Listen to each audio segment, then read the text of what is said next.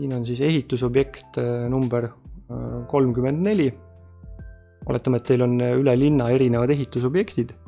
Te soovite siis täpsemalt arvestust pidada, et mis kell teie mehed antud objektile jõudsid, mis kell nad antud objektilt õhtul lahkusid ja kui kaua siis tööaeg antud objektil oli.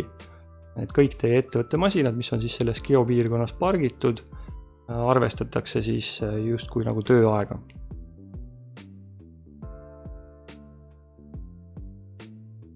Näitamegi siis siia võib-olla kiiresti ära, et kuidas teha uus geopiirkond. Teeme seekord ringi.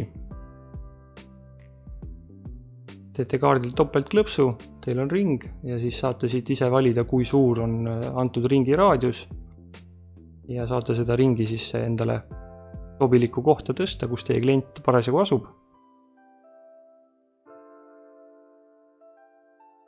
Salvestame ära.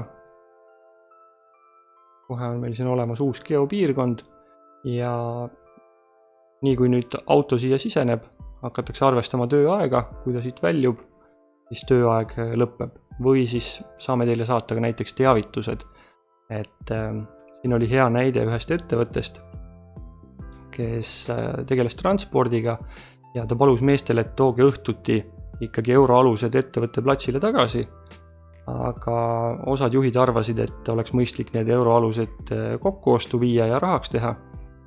Siis ettevõtte omanik tegi kõikidesse euroaluste kokkuostu punktidesse, tegi sellised geopiirkonnad ja iga kord, kui sinna geopiirkonda mõni juht sisenes, tuli talle siis mobiili teavitus, et selline auto on sisenenud siis sinna keelatud geopiirkonda ja sai siis kohe juhile sai helistada.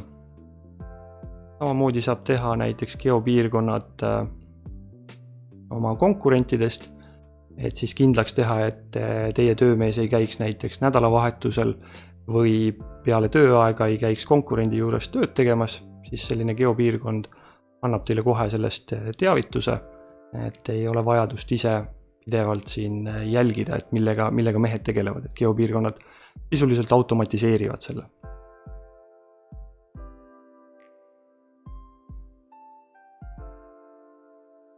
Ja autorenti faieldamatu tööriist on siis geopiirkond Eesti. Vaatame ka sellele otsa. Et nii kui geopiirkonnast Eesti auto väljub, tuleb autorendifirmadele tuleb teavitus ja siis nad saavad vaadata, kas antud juhiga oli kokku lepitud, et ta võib Eestist lahkuda või oli ainult kokku lepitud, et sõidetakse Eesti piires.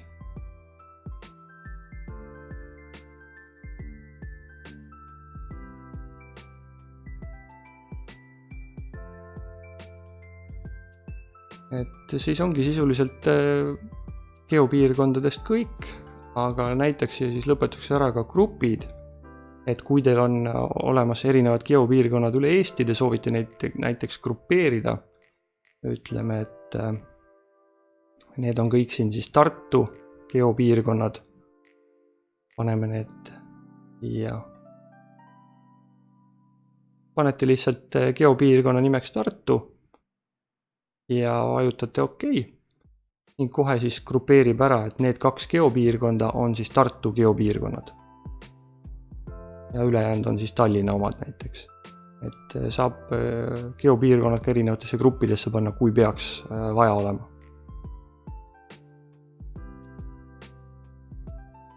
Vaatame ka, kuidas geopiirkondi visuaalselt paremaks teha, kui neid on kaardi peale saanud juba nii palju, et nad hakkavad üksteist katma. Teeme siin kõik geopiirkonnad aktiivseks. Ja me näeme, et siin Tallinna kohal on neid päris palju ja hakkavad juba üksteist katma.